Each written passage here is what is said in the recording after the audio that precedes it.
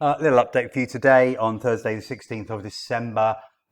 Stock markets, I should actually start with the US, shouldn't I, really? Because that's where all the action was yesterday. I'm just going to look at the December contract. I know it's expiring. Actually, no, I don't. I better look at the March contract because it probably has already expired the December. Here we go. There's the March S&P. So we have rocketed higher. The previous all-time high for the March contract was 47.35. We have just reached 47.43. We are pulling back there. We're at 47.32. So we are back below the previous all-time high. However, this is a nice big blue bullish candle. So there's no reason to be particularly concerned if you are bullish or if you are long. However, if we were to drop back and close down on the day, that would be a shooting star. Or if we were to close unchanged, that would be a gravestone doji candle, and that would be more negative, and then I'd be more inclined to believe that this could actually still be a double top. Now, I thought it was a double top when we got this bearish engulfing candle here 3 days ago. I thought, here we go, followed by another red candle. I thought, right, that's it, down we go. Looks like double top is in. We're overbought. I wasn't talking about a crash. I wasn't talking about anything serious, but I was just thinking about some moves to the downside, a bit of a late about a bit of a Christmas correction is what I was looking for, but certainly no sign of that now in the S&P. Anyway, we'll see what happens, but I can't see any particular reason to be short. The Nasdaq, less positive. We really haven't. I'm actually going to take that trend line off and put this one in. Now let me actually blow this chart up so we can see a bit more action. Zoom in a bit. There we go. That's what I'm looking to do. Okay. So as you can see, now the S&P may be making a new all-time high today, but the future certainly, and the cash, but the Nasdaq struggling. Now we've had a lot of resistance up at the 16,400, 450. We identified that level as resistance before. Now I wasn't so sure it would hold today, but it has. So clearly Nasdaq not looking as strong as the S&P, even though we did have a monster move yesterday. As I say, I don't really know why it happened.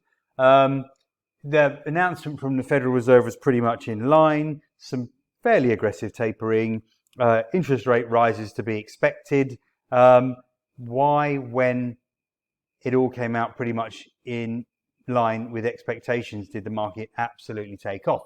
Well, it's not Friday yet. Friday's tomorrow, and we will get the weekly close, which will be more important. But obviously, right now, things are looking fairly positive, although the Nasdaq is way off its highs, of course, by getting on for 200 points, 200 ticks.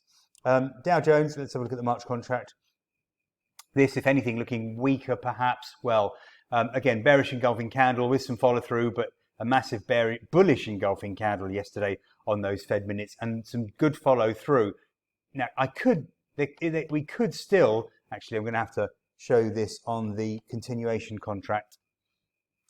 We could still be forming a head and shoulders pattern. It's not beyond the realms of possibility, but I wouldn't be betting on it now as much as I would have been earlier in the week before yesterday's bullish engulfing candle. That's for sure. So, I wouldn't be jumping the gun now either. So, is this the left shoulder, the head, the right shoulder? I don't know. Obviously, the right shoulder is getting very close to the all-time high.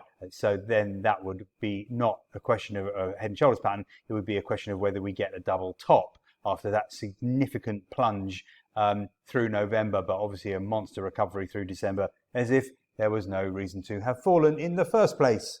The DAX. Yeah, let's move over to Europe now. So I'm going on the continuation contract, even though we are rolling over to the March contract today. Don't forget, futures expiry for the indices today, so might have some crazy moves. Well, they probably would have happened by now, seeing as it's the afternoon.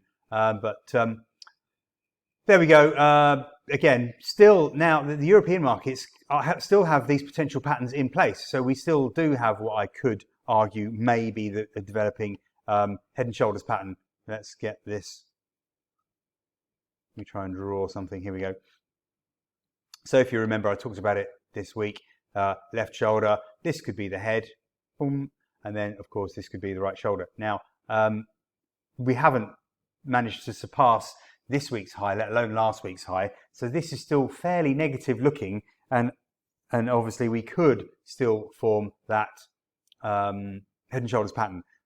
Now, Euro stocks, let's have a look at that one. Similar sort of story for the Euro stocks. We did not break higher despite the big moves in the US, just peaking above this week's high, but certainly nowhere near last week's high. So we'll see what happens. But look, still possible that we could form the head and shoulders pattern, but of course we need to break below the neckline, which is around 4,000. So we're a long way off that at the moment. FTSE, I'm also going to look at the continuation contract. And, well, potential double top there. Not much of a recovery there in the FTSE, so still looking quite negative. You can see that trend line going back to June doing a perfect job of holding the downside. I think that's the only reason why we bounced off. Ooh, actually, I might be mistaken.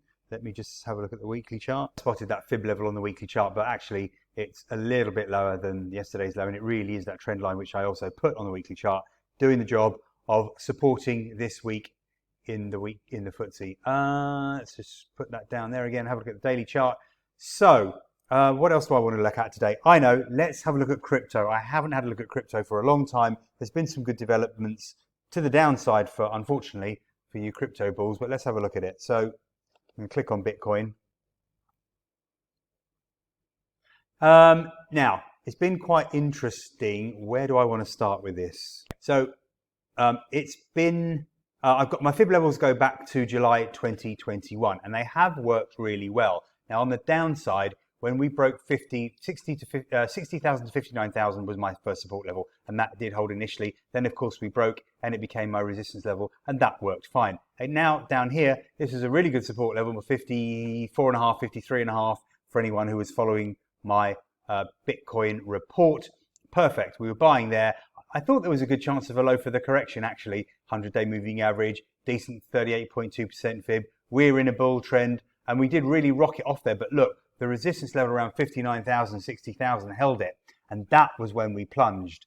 Couldn't get through it. Spent quite a long time trying to get through it. Plunged. And then, of course, once we broke 53,000, that was resistance. We got back up to 53,890. Nice little chance to short, actually, because we that would have been the resistance, of course, with the 100-day moving average. And then we sold off since. Now, we plunged on the 4th of December. And now we've got this odd sort of holding pattern, not really sure what to make of it. Kind of an up one day, down the next almost type of thing. Doesn't look particularly bullish to me, although we are holding the 200-day moving average. So that's it. You know, I favour moves to the downside. You can see this trend line is still doing a job as resistance, even if we were to rally. Well, with the big resistance now would be around 53,000, 54,000. If we were to make a run for the upside, we would have that trend line going back to July. We'd have the 38.2% fib, and we'd have the 100-day moving average, plus some decent price action, these swing lows, which were held by the fib. So that really would be a big resistance level, but I don't even think we're going to get up there. So I fancy moves to the downside, really. But of course, we're just marking time. I'll just have a quick look at the weekly chart for Bitcoin. See if it's telling me anything else. So I've got the same kind of fib levels on there, as you can see. Just seeing if the weekly candles give me any sort of clue. Not really. So 44,000 would be the big next level on the downside if we were to break. What's the low here? Just 45,700. So if that was to break, we could drop another, another 1,000, maybe 1,500 points to test the next big support level. Not much else I can say there. It's a bit of a mixed picture, but as I say, I do fancy some further moves to the downside if I had to bet on it. Ripple, I do write a report on this every day, but wow, I mean, this chart, I don't know, I can't make sense of it. Clearly, in a very significant move to the downside over the last month or so, not much of a recovery. I don't feel particularly bullish about this, that's for sure. That's the weekly chart, but there's no clear pattern or anything that I can, not even a really clear trend that I can make any sense of. So again, I'm sort of relying on fibs and moving averages and trend lines to try and get some levels that actually work. Obviously 86,000 or 8600 is a level that is important. Above there, we've got the 200-day moving average at sort of 9500 and the 50% moving average just above 9600. But, you know, look, I feel there's a negative bias to this market. Well, mainly because we are in a negative trend, that's for sure. And I can't really see any reason to buy it, certainly not just yet anyway. I could actually put a trend line on here from, let's see, I think this would work. Yeah, there you go. So if I open that out, there is quite a decent trend line there acting as resistance around that fib level as well. So 8600 definitely looks like the strongest resistance at the moment, with that sort of 1 month trend line lending weight to that. When you look at Ethereum on the daily chart, all scrunched up, clearly we are in a bull trend. Possibly this is just one massive bull flag where the market dips in a correction and then rockets higher. We've got a trend line here working. I can open this up a bit now. We've got that trend line there working as a support level. So reasons to be cheerful for bulls. We're back above the 100-day moving average. We're back through this trend line. So that's more positive. We're above the short-term 38.2% fib, which is around 40.20. So I guess if I had to be long either of these three, this would be the one that I would be long. Again, yeah, I've got some fib levels here. I'm going to just scrunch this chart up so you can see where I got my fib levels from. There we go. Right down at 85. Is that 85.9? 85.9 it is. So these fib levels appear to be working very well indeed, actually. Look, good support level around the sort of 3,700 area, which is a 23.6% fib. Yes, we did overrun a little bit on the weekly chart, but we were caught by my secondary fib level at 36.64. That bullish trend line seems to be holding as well. So, and of course, this weekly candle looks all right. We explored to the downside, we tested the big support level, and we've rocketed off it. So yeah, this does look pretty positive. What's the high for the week? 41.77, just above the 41.25 fib level. We haven't managed to hold above there, so that's a little bit of a negative in the very short term. Yeah, I'm trying to make some sense of this stuff, and I will admit that I'm struggling. This pattern doesn't really say anything to me. This trend is really quite erratic and volatile, isn't it? That's nice and easy, isn't it? You just buy the dips into whatever fib level or trend line you can find. Maybe even some short-term moving averages, I would imagine, would have been in there on that trend. But this is far more complex. Anyway, for now, things look positive.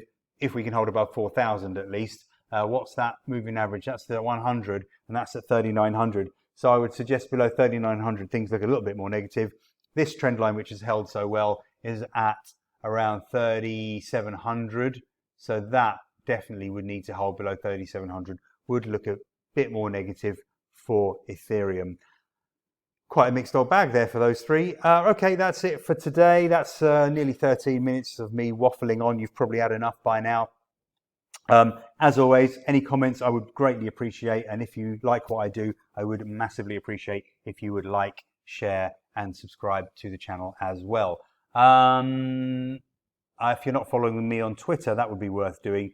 My Twitter handle, let me get it up on the screen actually. You go at Day Trade Signals. I always post my video links on there, as you can see. That's my profile, so please do follow me.